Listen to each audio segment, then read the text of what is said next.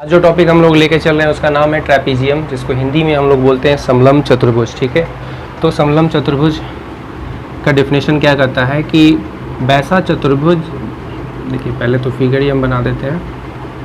Figure आपका इस type से बनता है।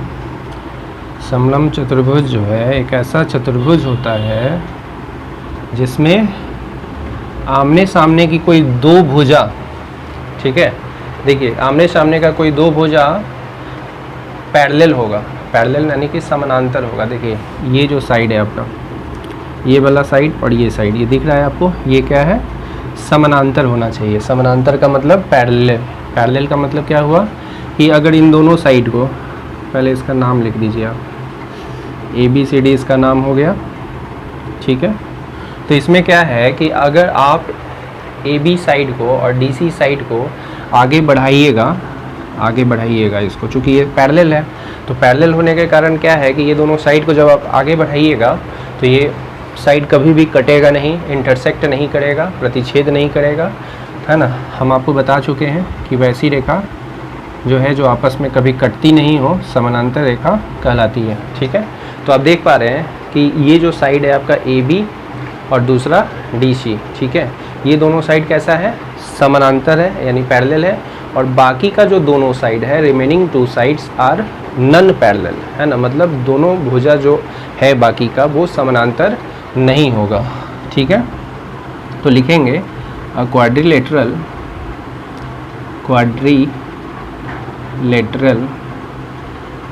हुज, है ना, any two sides, two opposite side, वैसे तो अपोजिट होगा ही, अपोजिट साइड ही पैरेलल हो सकता है ना। A quadrilateral whose any two opposite sides are parallel and remaining sides, remaining मतलब शेष वाला, remaining sides are non parallel, ठीक है। मतलब क्या हुआ कि एक ऐसा चतुर्भुज जिसकी आमने सामने की कोई दो भुजा समानांतर होती है और बाकी की जो दो भुजा होती है वो समानांतर नहीं होती है। यहाँ लिखा हुआ remaining two sides are non parallel, मतलब बाकी का जो दोनों भुजा होगा वो पैरेलल नहीं होगा, समानांतर नहीं होगा। ठीक है, देखिए ये दोनों भुजा AD और BC, इसको जब आप आगे आप बढ़ाइएगा तो आपस में कहीं ना कहीं जाके कट जाएगा। ठीक है, कौन सा साइड, जो आपका नन पैरेलल कौन है, AD और BC, ठीक है, ये दोनों समानांतर नहीं है तो आपस में कहीं ना कहीं जाके कटेगा ही। ठीक है, चलिए यहाँ पे आप देख पा रहे हैं कि AB जो है पैरेलल कौन कौन है, तो AB DC के पैरेलल है, AB is parallel to DC, सिर्फ पैरेलल है, इक्वल नहीं है। ठीक है, समानांतर है, AB समानांतर है DC के, और AD समानांतर नहीं है BC के। AD जो है वो नहीं है पैरेलल, नॉट पैरेलल। ठीक है, किसके, BC के। ठीक है, AD पैरेलल नहीं है, पैरेलल पे नॉट का साइन लगा दिया। ठीक है, कि AD और BC जो है वो समानांतर नहीं है और AB और DC जो है वो आपका समानांतर है। ठीक है, तो इसको आप याद रखिएगा कि समलम चतुर्भुज एक ऐसा चतुर्भुज होता है जिसकी कोई दो भुजाएं जो है आमने सामने की कोई दो भुजाएं क्या होती हैं, समानांतर होती हैं, और शेष दो भुजाएं क्या होती हैं, समानांतर नहीं होती हैं। ठीक है, जैसे आप इसका फिगर ऐसे भी बना सकते थे, ठीक है, आप उल्टा भी बना सकते थे इसका, नाव के जैसा। तो ये देखिए ये भी एक क्या है, समलम चतुर्भुज है। कैसे है, देखिए ये दोनों जो भुजा है आपका क्या है, समानांतर है ना, और ये दोनों शेष दो भुजा जो है आपका वो समानांतर नहीं है। देखिए इसका नाम आप लिख दीजिए ABCD। तो आप देख पा रहे हैं यहाँ पे कौन कौन पैरेलल है, AB पैरेलल टू DC है और AD is not parallel to BC है। ठीक है, तो इसको आप नोट डाउन कीजिएगा, ठीक है।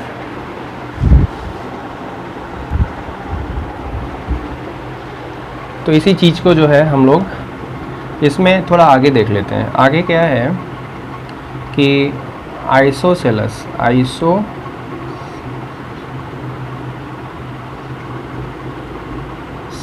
ट्रैपीजियम। तो आइसोसेलेस ट्रैपीजियम क्या होता है, ठीक है। आइसोसेलेस ट्रैपीजियम का मतलब हुआ, एक ट्रैपीजियम तो होगा ही, ट्रैपीजियम तो नाम से ही हो गया। इसमें आइसोसेलेस का मतलब हुआ कि जो दो नन पैरेलल साइड था, है ना, जो पैरेलल नहीं था वो इक्वल हो जाएगा। ट्रैपीजियम तो होगा ही, मतलब आपका यहाँ पे ए बी पैरेलल हो जाएगा किसके, बोलिए, डीसी के। जैसे इसी डिफिनेशन में हम आगे बढ़ रहे हैं। एक है आपका आइसोसेलेस ट्रैपीजियम, जो कि इसका डिफिनेशन क्या कहता है कि एक ऐसा ट्रैपीजियम जिसका जो दोनों नन पैरेलल साइड है वो इक्वल होगा, ठीक है, मतलब लंबाई में समान होगा, ठीक है। तो आइसोसेलेस ट्रैपीजियम का डिफिनेशन कहता है कि एक ऐसा ट्रैपीजियम जिसका जो दोनों नन पैरेलल साइड है, जो असमानांतर भुजा है, वो क्या होगा, इक्वल होगा, ठीक है।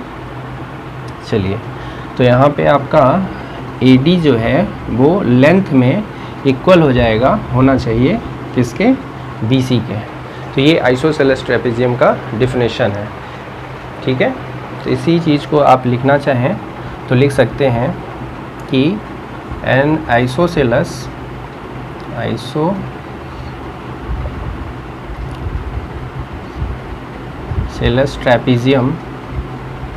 Trapezium isosceles trapezium is in isosceles trapezium, इन कर लीजिए यहाँ पे, in isosceles trapezium non parallel side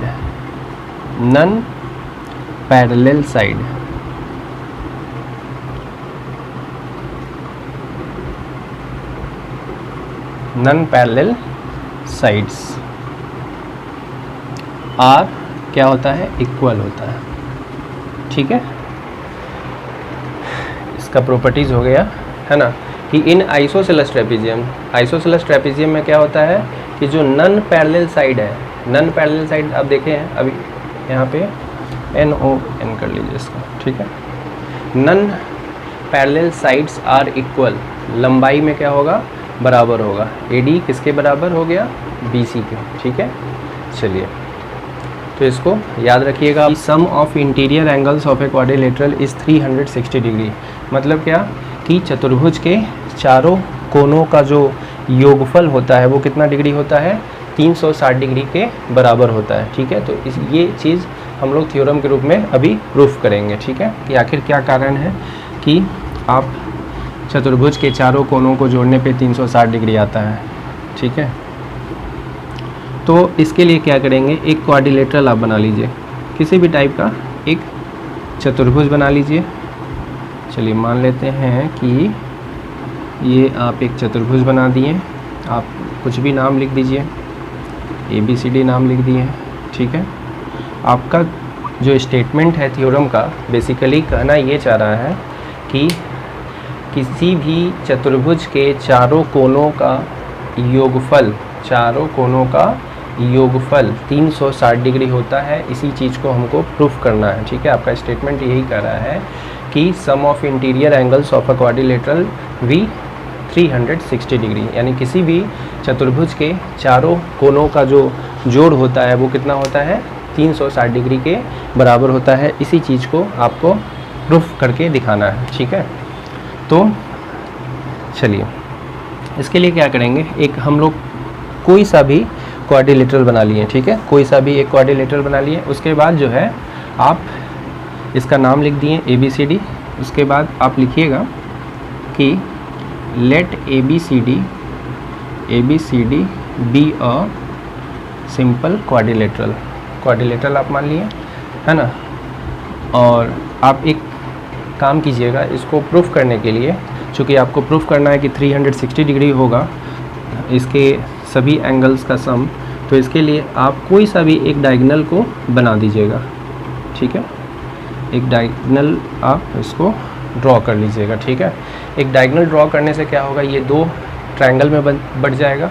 उसके बाद जो है हम लोग आसानी से इसको प्रूफ कर पाएंगे, क्योंकि आपका किसी भी ट्रायंगल में तीनों एंगल का सम 180 डिग्री होता है, हम बता चुके हैं। तो आप इसके तीनों एंगल का सम 180 डिग्री और नीचे वाले ट्रायंगल का भी जो एंगल का सम होगा 180 डिग्री होगा, और दोनों को ऐड कीजिएगा तो 360 डिग्री आ जाएगा, ठीक है। तो इसीलिए ये एक एक्स्ट्रा वर्क किया गया जो कि कंस्ट्रक्शन कहलाता है। कंस्ट्रक्शन मतलब क्या होता है, फिगर में एक एडिशनल चेंजिंग हम लोग करते हैं ताकि जो आपका थ्योरम है उसको हम प्रूफ कर पाएँ, ठीक है। तो इसके लिए हम लोग यहाँ पे एक डायगोनल बनाए हैं AC, ठीक है। तो लिखेंगे let ABCD be a quadrilateral where AC जो है, AC इज़ ए डायगोनल जो है, बस उसी चीज़ को हम लिख दिए हैं कि AC क्या है, एक डायगोनल है, ठीक है। आपको प्रूफ करना है, PT का मतलब हुआ प्रूफ डैट। क्या प्रूफ करना है कि angle A plus angle B plus angle C plus angle D जो होगा वो 360 डिग्री के बराबर, ठीक है। चलिए अब देखिए प्रूफ इसका देख लेते हैं हम लोग कैसे साबित करते हैं, इसी चीज़ को देख लीजिएगा। आप जो है यहाँ पे जितना भी एंगल बन रहा है उसको आप सपोज कर लीजिए। देखिए आप इस ट्रायंगल में आए, देखिए ट्रायंगल ADC, ठीक है। तो इसमें एक नीचे वाला ये एंगल बन रहा है, इस एंगल का नाम आप लोग जानते हो क्या होगा, बोलिए। एंगल DAC इस एंगल का नाम होगा। चलिए तो हम इस एंगल को यहाँ से यहाँ तक जो पोर्शन वाला एंगल है इसको एंगल 1, फिर ऊपर वाले को एंगल 2 मान लेते हैं ना। ये एंगल 3 है, ये एंगल 4 है, ये एंगल 5 है, 6 कंसीडर कर लीजिए, ठीक है। उसके बाद जो है आप लिखेंगे इन ट्रायंगल। देखिए यहाँ पे ये डायगोनल जो है इस क्वाड्रिलेटरल को 2 पार्ट में डिवाइड किया है। ये दोनों ही पार्ट क्या है, ट्रायंगल है। तो पहला वाला जो ट्रायंगल है, ऊपर वाला ट्रायंगल, उसका नाम बताइए। In triangle ABC, triangle ABC आपको दिख रहा होगा। तो इस ट्रायंगल में आप जानते हैं कि किसी भी ट्रायंगल में तीनों एंगल का जो सम होता है वो 180 डिग्री के बराबर होता है ना, एज वी नो, है ना। जैसा हम लोग जानते हैं the sum of all the 3 angles of a triangle V 180 degree, ठीक है। इसी वजह से आप जो है ट्रायंगल ABC में तीनों एंगल को ऐड कर दीजिए। एंगल 2, देखिए ट्रायंगल ABC में कौन कौन सा एंगल बन रहा है, एक तो एंगल 2 है, दिख रहा होगा आपको, है ना। फिर आपका 3 है और इसके बाद ये 4 है ना। तो बोलिए angle 2 plus angle 3 plus angle 4 is equal to 180 degree. ये इक्वेशन आप फर्स्ट मान लिए, ठीक है। ये आपका ट्रायंगल ABC में है, तीनों एंगल का सम क्या होगा, 180 डिग्री होगा। उसके बाद उसी तरह से आप ट्रायंगल ADC में आएंगे। नीचे जो ट्रायंगल बन रहा है उसका नाम देखिए क्या है, ट्रायंगल ADC, ठीक है। ट्रायंगल लिख दीजिए इन ट्रायंगल ADC। यहाँ पे तीनों एंगल कौन कौन सा है, बोलिए। एक एंगल 1 है, दूसरा एंगल 6 है और तीसरा एंगल 5 है, ठीक है। आप लिख सकते हैं angle 1 plus angle 5 plus angle 6 equal to 180 degree, ठीक है। क्यों लिख सकते हैं, क्योंकि हम लोग ऐसा जानते हैं कि sum of interior angles of quadrilateral triangle V कितना, V 180 डिग्री, ठीक है। तो किसी भी ट्रायंगल में तीनों एंगल का जो सम होता है वो 180 डिग्री होता है, ऐसा हम लोग जानते हैं। तो आप लिख लीजिए सिंस द सम ऑफ आपको यहीं लिखना चाहिए था, ये चीज़ जो है ना यहाँ पे लिखना चाहिए था, ठीक है। तो लिखिएगा, आप लिख लीजिएगा वहीं पे, the sum of interior angles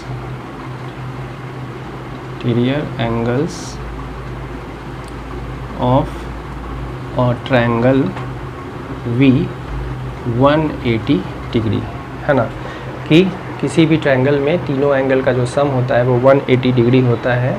इसीलिए हम लोग ऐसा किए हैं कि angle 2 plus angle 3 plus angle 4 180 degree कर दिए, ठीक है। उसी तरह से नीचे वाला भी आपका ट्रायंगल में जो तीनों एंगल बन रहा है आपका एंगल 1, एंगल 5, एंगल 6, है ना, इसका भी सम कितना हो गया, 180 डिग्री हो गया। अब जो है लिखिएगा from equation 1 and 2, from equation 1 and 2। Equation 1 और 2 से आप क्या देख रहे हैं? देखिए, आप इक्वेशन 1 और 2 को इक्वेट नहीं कर रहे हैं, बल्कि आप इसको जोड़ रहे हैं, है ना। आप इसको जोड़िएगा तभी 180 डिग्री और 180 डिग्री जोड़ने पे कितना आएगा, 360 डिग्री आएगा, ठीक है। तो आप लिखिएगा, आप जो है इसको हटा दीजिए और लिखिएगा, आप इक्वेशन फर्स्ट प्लस इक्वेशन 2 कर रहे हैं, है ना। फ्रॉम इक्वेशन नहीं कर रहे हैं, बल्कि इक्वेशन 1 और इक्वेशन 2 को आप ऐड कर रहे हैं, ठीक है। तो आप क्या कर रहे हैं, इक्वेशन 1 और 2 को ऐड कर रहे हैं। तो आप LHS को LHS के साथ ऐड कीजिएगा और RHS को RHS के साथ ऐड कीजिएगा। तो आप लिख सकते हैं, आप सबको कंबाइन करके लिख सकते हैं, angle 1 plus 2 plus 3 plus 4 plus 5 plus 6 left side में आप लिख सकते हैं। तो angle 1 plus angle 2 plus angle 3 plus angle 4 plus angle 5 plus angle 6 equal to आप क्या लिखिएगा, 180 डिग्री इधर, फिर से 180 डिग्री, दोनों का चूँकि RHS आप ऐड कीजिएगा तो 180 प्लस 180 कितना हो जाएगा, आप लिख ही दीजिए 180 डिग्री प्लस का 180 डिग्री, ठीक है। अब देखिए उधर 360 आ जाएगा आपका। अब देखिए फिगर से जब आप जोड़िएगा एंगल 1 और एंगल 2 को एक साथ कंबाइन करके ऐड कीजिएगा तो ये कौन सा एंगल बना रहा है, आपका एंगल A बना रहा है, फिगर से दिख रहा है आपको, एंगल A प्लस 3 को आप लिख सकते हैं एंगल B लिख सकते हैं, प्लस 4 और 5 को ऐड कीजिएगा तो कौन सा एंगल बनेगा, एंगल C बनेगा। नेक्स्ट वाला जो होगा वो एंगल, ये 6 जो है वो आपका एंगल D होगा। आप इधर 360 लिख सकते हैं, ठीक है। तो ये आपका प्रूफ हो चुका है। तो इसको याद रखिएगा आप लोग प्रॉपर्टीज़ के रूप में कि किसी भी क्वाड्रिलेटरल के चारों एंगल का सम 360 डिग्री होता है, ठीक है। तो इसको नोट डाउन कीजिएगा। चलिए आगे एक क्वेश्चन देखते हैं। क्वेश्चन ये कह रहा है, ये आपका क्वाड्रिलेटरल पर ही बेस्ड क्वेश्चन है, जो कि कहना ये चाह रहा है कि if the angles of a quadrilateral are in the ratio 2:3:4:6 find the angle, ठीक है। मतलब कि अगर किसी चतुर्भुज के चारों एंगल्स ऑफ ए क्वाड्रिलेटरल, मतलब सभी एंगल्स, है ना, 2:3:4:6 के रेशियो में हो, ठीक है, 2:3:4:6 के अनुपात में हो, तो उनका मान आपको निकालना है, ठीक है। तो आपको चतुर्भुज की बात कर रहा है, क्वाड्रिलेटरल की बात हो रही है। तो आप एक क्वाड्रिलेटरल बना दिए, सिंपल सा कोई सा भी आप एक क्वाड्रिलेटरल बना दीजिए। चलिए, तो मान लीजिए इसका नाम है आपका ABCD, ठीक है।